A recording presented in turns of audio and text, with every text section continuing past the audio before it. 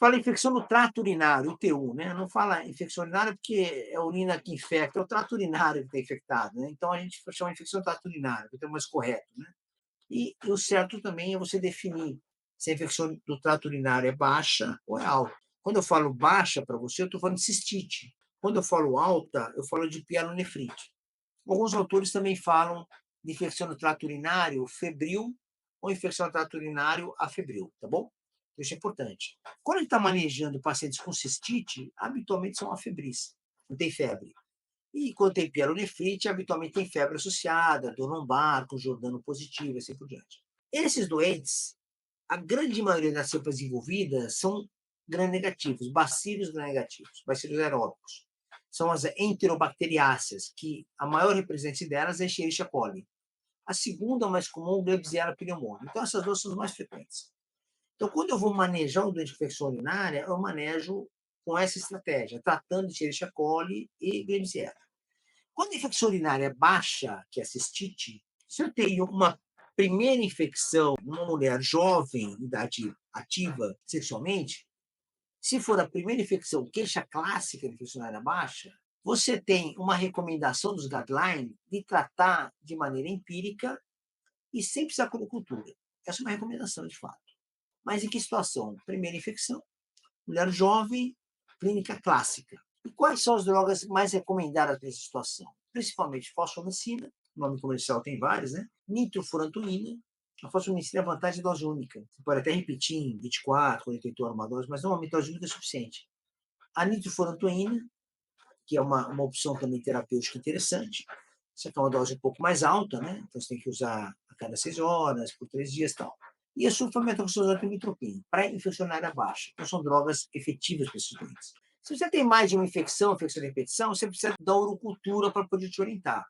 Então você vai colher a urina simples, o EAS, uma segunda infecção para frente, ou se é um paciente fora desse foco, se for homem, criança tal, você é obrigado a ter o material colhido, cultura. Então, só vale a pena tratar esse doente quando tem a primeira infecção urinária em mulher, primeira infecção sem complicação, queixa clássica e idade fértil. Você tem permissão de tratar esse doente, você precisa de urocultura, tratamento empírico. Mas é só essa condição. Fora isso, você precisa de urina 1 e urocultura para poder definir a terapêutica. E a urina 1, que é o elementos anormais sedimentos, que é o EAS, né, que é o exame inicial da urina, é importante você fazer, porque quando você tem infecção urinária baixa, com cistite, por exemplo, é importante saber que com a cistite, você normalmente tem uma alteração da mucosa vesical.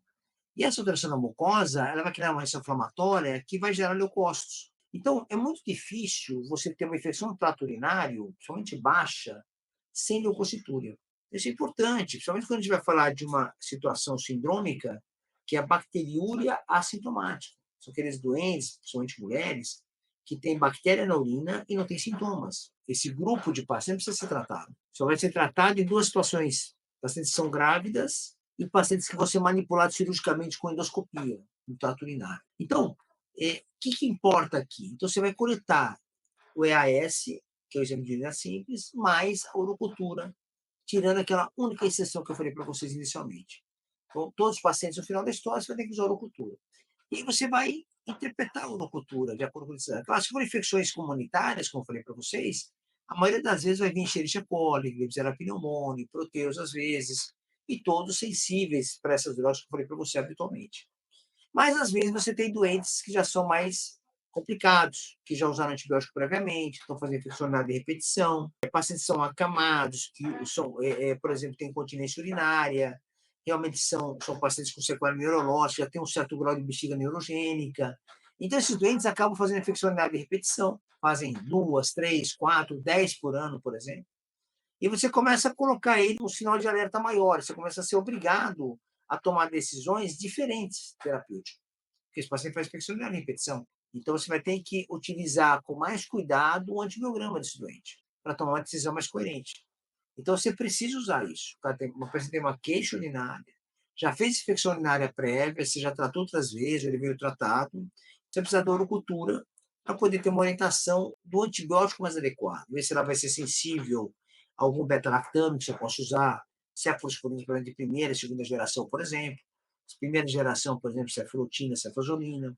Segunda geração, por exemplo, cefuroxima, cefuroxetina, que é outra opção também, que a gente usa um pouco menos. Sensibilidade, por exemplo, de terceira geração também, que é a ceftriaxona. Sensibilidade às quinolonas, no caso, ciprofloxacina, levofloxacina, tem uma cobertura boa para gram-negativo. A sensibilidade para nitrofurantoína, a sensibilidade para sulfametazotremetropin, para a própria fosfomicina. Então, você começa a ter uma gama de estratégia que vão depender muito da urocultura que você vai ter em mãos, tá certo? Quando você tem infecção urinária alta, o pernefrite, a situação é um pouco mais delicada. Por quê? Porque esses doentes que fazem infecção urinária alta, pernefrite, tem uma chance de fazer sepse, que a literatura varia de 5 a 15%, essa variação. Bacteremia é um pouco mais frequente, mas sepsis, 5%, 10% no máximo de risco de fazer sepse com uma pernefrite aguda.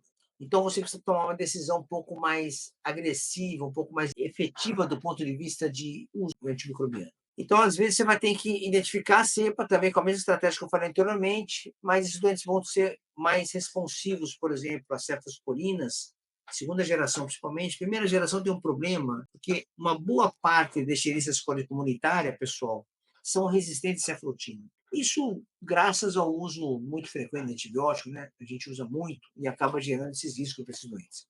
Então, cefalosporina de segunda geração, cefalosporina de terceira geração, a nitrofurantoína só tem oral, então a gente tenta evitar um pouquinho infecção urinária alta com febre. A fosfomicina é a mesma coisa, tem formulações venosas, mas a gente não usa aqui no Brasil quase. Usa a quinolona, quando possível. Aqui um parênteses para a quinolona. A quinolona são drogas muito frequentemente utilizadas e chegou a ter momentos na história da utilização de antibiótico no mundo, principalmente nos Estados Unidos, na Europa, que a quinolona é um dos antibióticos mais utilizados a nível ambulatorial. Hoje já existem várias entidades governamentais, entidades, sociedades acadêmicas, que têm pedido para que nós, médicos, restringam de maneira maior o uso de quinolonas na prática médica. Então, tentar evitar o máximo que a gente puder o número de quinolonas. Por que o uso de quinolonas? Porque as quinolonas hoje, pessoal, ciprofloxacina, levofloxacina, tem sido documentado diversos efeitos colaterais. Então, lembro quando começou a quinolona, a gente tinha uma restrição de uso em criança, por causa da alteração da cartilagem, do crescimento e tal, né? Então, isso não era um protótipo só para criança. No adulto também isso acontece.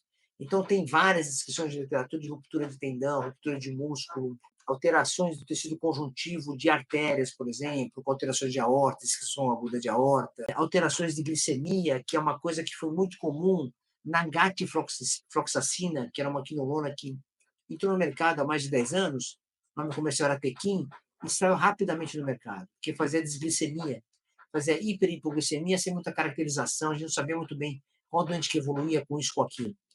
As quinolonas atuais, levofloxacina, moxifloxacina, ciprofloxacina, também têm alterações neurológicas, com confusão mental, somente idoso. Então, você tem uma gama de efeito colateral das quinolonas, precisa ser cuidadosamente avaliado. Você vai tratar a infecção urinária, o paciente rompe um tendão, por exemplo, ou forma de disseção aguda de aorta, um desastre, você imagine. Claro, uma confusão mental que seja reversível é mais tranquilo, uma desglicemia, né?